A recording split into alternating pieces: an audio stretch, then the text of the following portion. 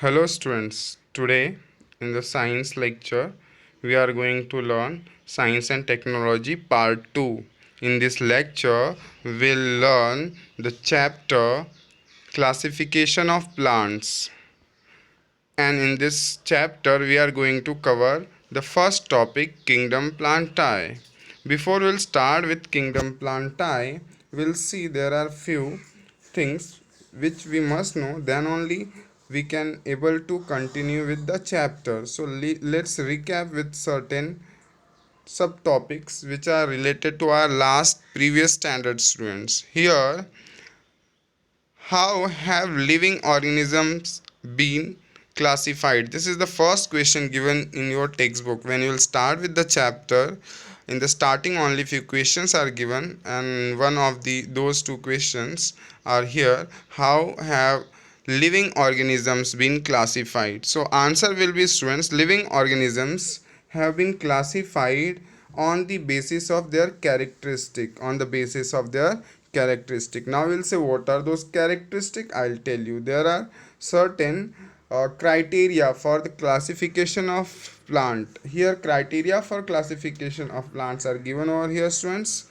The presence or absence of organisms, the presence or absence of organisms, the presence or sorry the presence or absence of organs. Students, organs means when we'll talk about human body, when we are talking about human body, in human body we are having lungs, we are having kidney, we are having brain, different organs are there. In the same way, in plants also they are having different organs like fruit, flower, seed, xylem and phloem for the conduction of liquid, food and the water. So these are the organs present in plants also. So whether these organs are present or not, some plants you will see, students, there are flowers, some plants they do not have flower. So flower is present, flower is absent. So we'll see whether the organs are present or not. Now second point, the second criteria is the presence or absence of separate conducting tissues for conduction of water and food,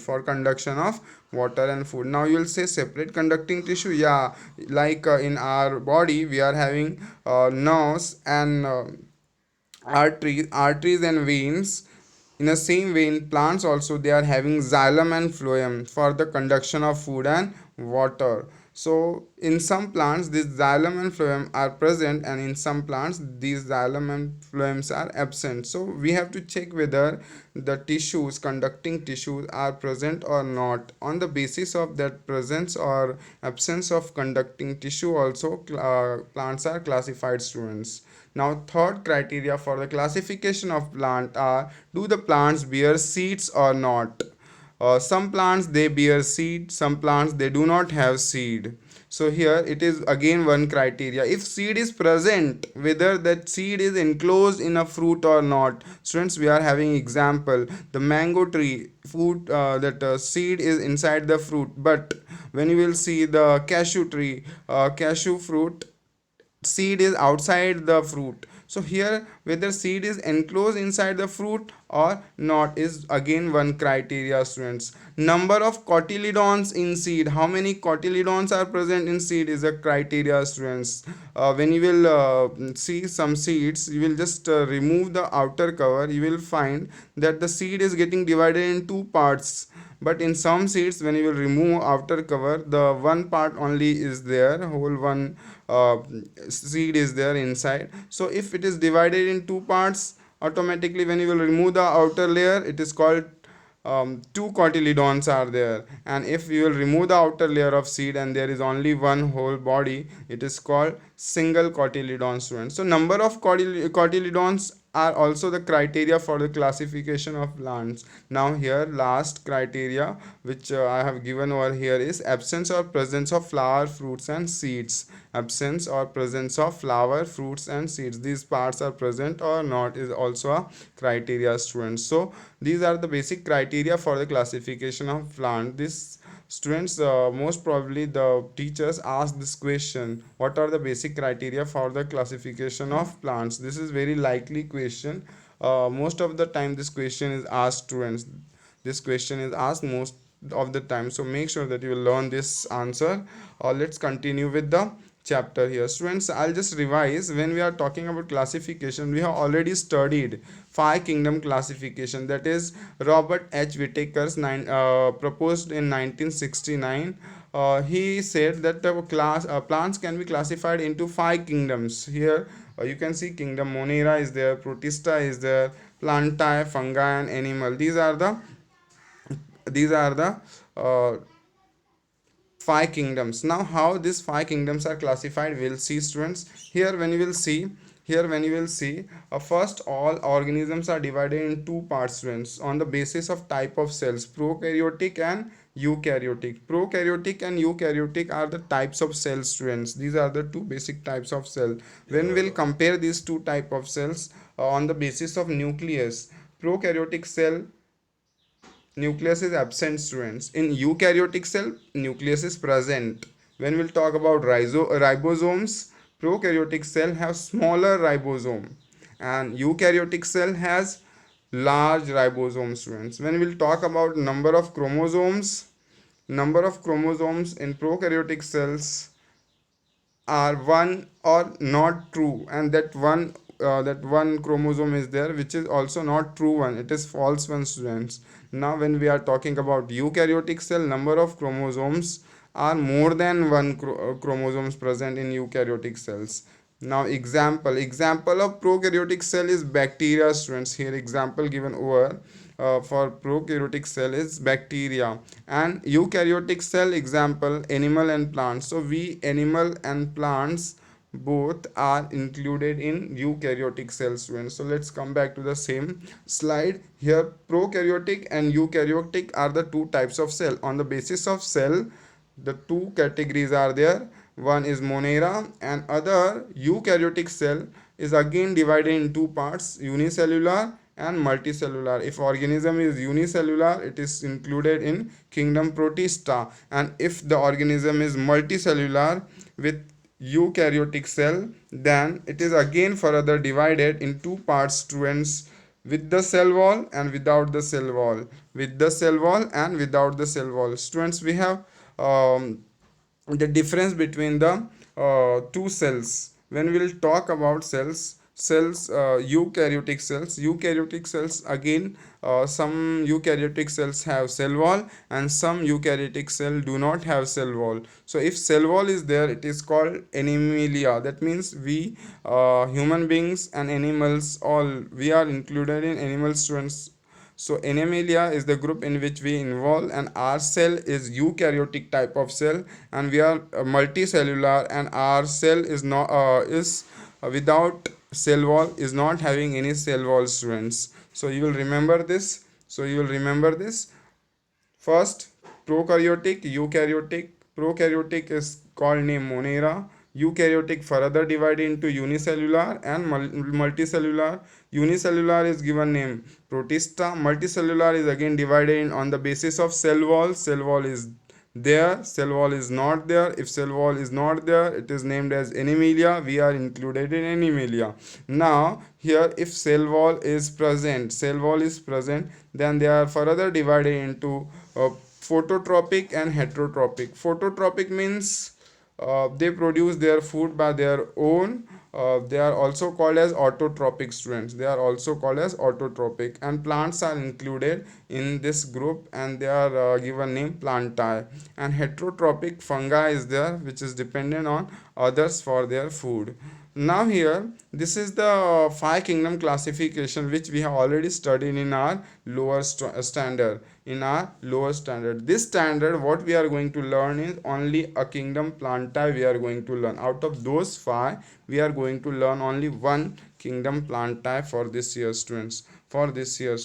Now here, the second question which is asked over here is, what is the special cell organelles that differentiate plant cell from the animal cell? Students, we have to compare plant cell with the animal cell. When you will compare plant cell with animal cell, the most important organelle which differentiate the plant cell with the animal cell is chloroplast, students. There are more, we'll talk about that, but at present we are talking about which is the most Here chloroplasts are the special cell organelles found in plants and differentiate plant cell from the animal cell. Because of the chloroplast only, the plant cells are capable of producing food from sunlight in presence of water and mineral students. Otherwise, if chloroplast is not present, plant cells will not able to produce food, and they will also will not called as autotrophic. So today plant cells are autotrophic just because of chloroplasts. Now we'll talk about animal cells. So when we'll talk about animal cell chloroplast is not there, and that is the reason why we are dependent on plants and animals for our food, students. Let's compare plant cell with the animal cell, students. When we'll compare plant cell with the animal cell, we'll find plant cells, they have wall, they have, see, all the organelles are, almost all the organelles are same. Only three organelles are there which differentiate the animal cell with the plant cell, students. Only three organelles. Here first one is chloroplast. Chloroplast is present in a plant cell and absent in animal cell. Cell wall is present in plant cell, and cell wall is absent in animal cell, students. Cell wall is absent in animal cell. And one thing is there which is there in animal cell but which is not there in plant cell, and that is centrioles are there in animal cells but not in plant cells. So here these are the three: chloroplast and cell wall are there in plant cells, students. I'll repeat: chloroplast and cell wall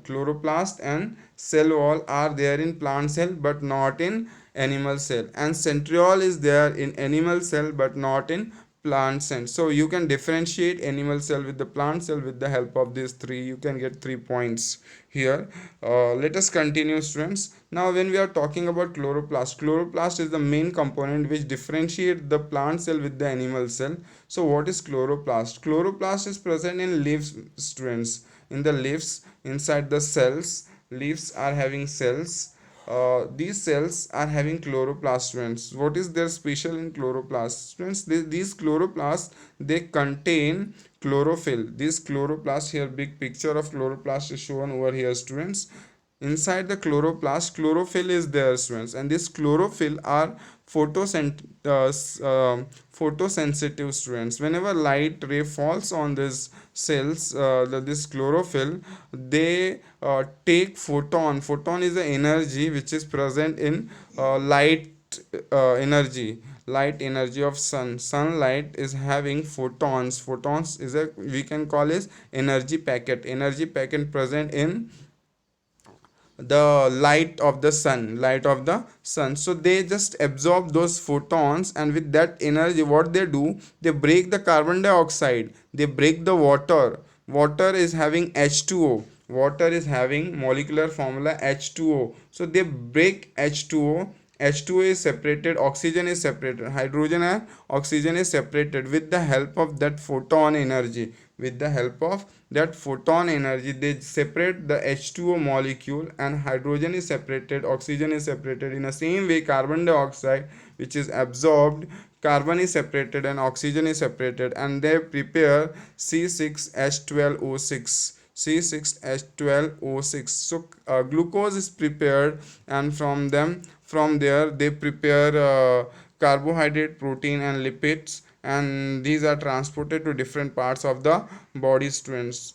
And they are stored in the different parts of the body of the plant. It may be a leaf, it may be a stem, it may be a root, anywhere, and we absorb those, we eat those parts of the plants, and we get energy from those parts, students. So let us continue with the chapter. Here, as I said to you, we are going to talk about only one kingdom, that is kingdom Plantae. So we saw 5 kingdom classification. Out of those 5 kingdoms, we are going to discuss in detail about kingdom Plantae this year, students. When we are talking about kingdom Plantae, that means plants are divided in 2 types, students: cryptogams and phanerogams. And cryptogams are further divided into thylophyta, bryophyta, petridophyta. and phenograms are divided into gymnosperm and angiosperm. Students, we are going to talk about each and every step in detail, students. Here, Thylophyta is further divided into algae and fungi, students.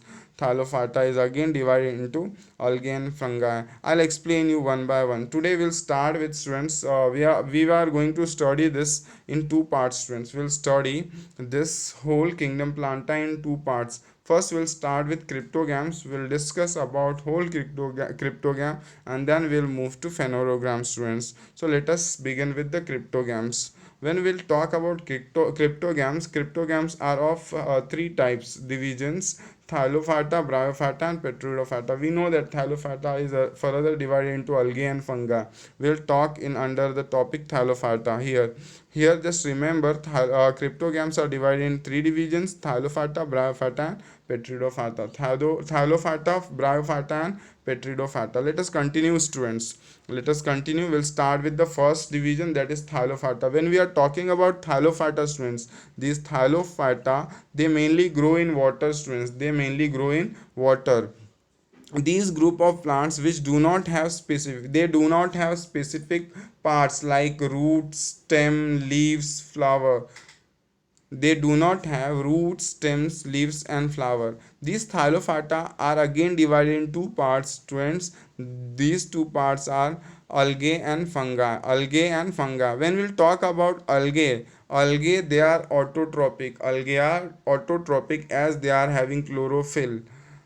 If Thylophyta is autotrophic and having chlorophyll, it is called algae, students. So algae is a subdivision of Thylophyta having chlorophyll, and they are autotrophic. Students, they show great diversity. They means algae show great diversity. Algae may be unicellular or multicellular, students. Algae may be unicellular or multicellular. Unicellular means they are microscopic.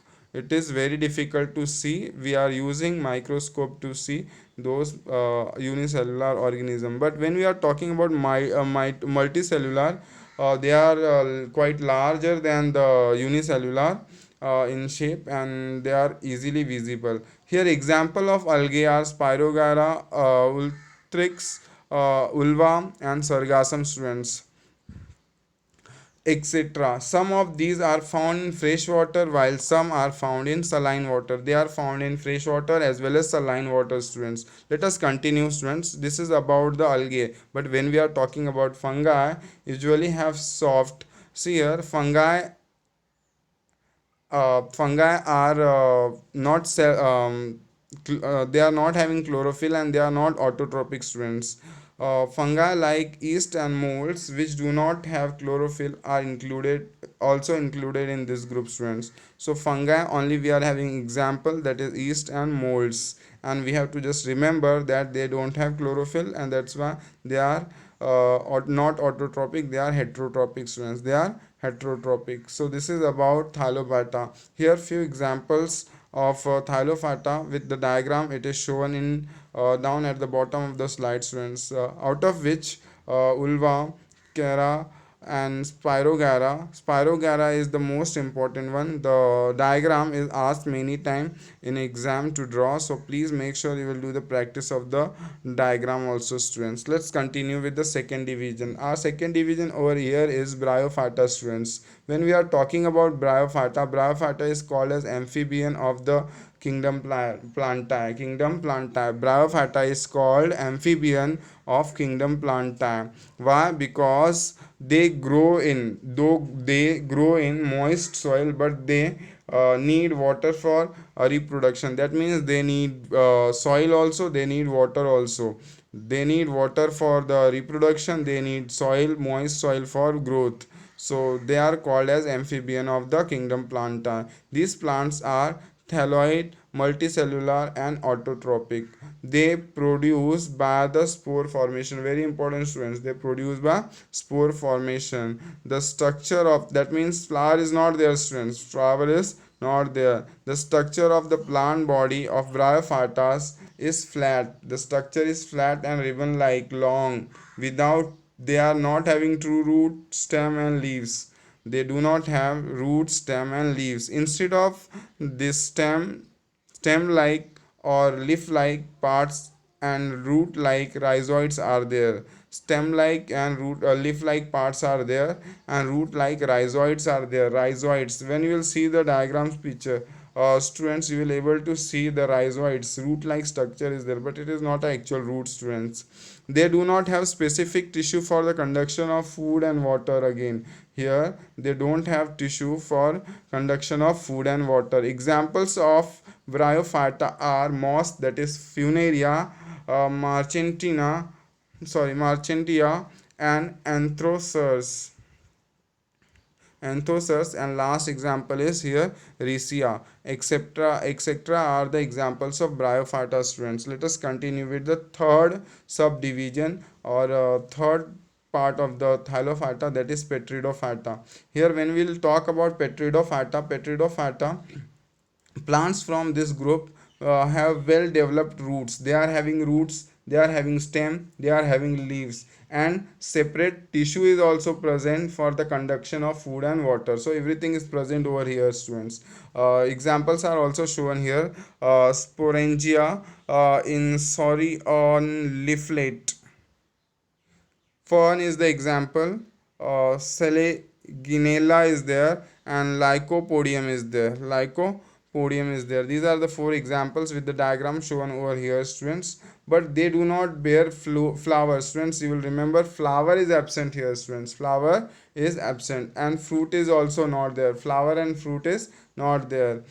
They reproduce with the help of spore formed along the back or posterior surface of the leaves. So again here they do reproduction by the spore formation. Examples of Petridophyta are we have already discussed: Nephrolepis, Marsalia, Pteris, Adiantum, Equisentum, Seleginella, and Lycopodium are the example, students. These plants reproduce asexually by spore formation and sexually by zygote formation. They have a well developed conducting system, students. Develop they also grow by they also reproduce by zygote formation also, students. For today we'll stop over here only. We'll continue with the second division of kingdom plantae, that is phanerograms, in next lecture. Till then, thank you for the lecture you are attending, and I'll make sure that you will get the second part also. I'll make the video of the second part very soon, so please don't forget to watch the second part and make sure that you are getting knowledge and scoring good marks in exam. Thank you, students, for today.